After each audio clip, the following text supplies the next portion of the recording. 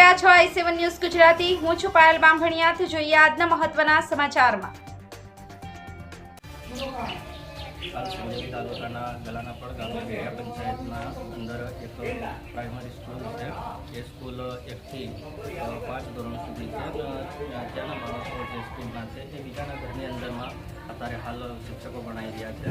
ત્યારે અમે પ્રિન્સિપલ સાહેબને પણ પૂછવાનો પ્રયત્ન કર્યો છે। ત્યારે પ્રિન્સિપલ સાહેબે કીધું છે કે આપણે જિલ્લાની અંદરમાં જણાવેલ છે અને હાલ મંજૂર બી થઈ ગયેલું છે, પણ કોઈ કોન્ટ્રાક્ટ લેવા માટે તૈયાર નથી, એવી રીતે કંઈક જાણવા મળેલું છે। લોકમુખેથી જાણવા મળેલ છે કે 1 વર્ષથી છોકરાઓ બીજાના ઘરમાં ભણે છે।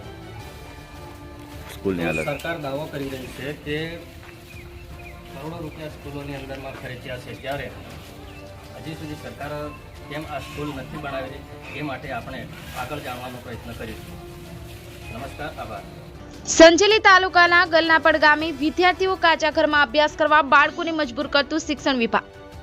પ્રાપ્ત માહિતી અનુસાર દાહોદ જિલ્લાના સંજેલી તાલુકાના ટેટિયા પંચાયતના ગલનાપડમાં 1 થી 5 વિદ્યાર્થીઓ કાચા મકાનમાં હાલ અભ્યાસ કરી રહ્યા છે।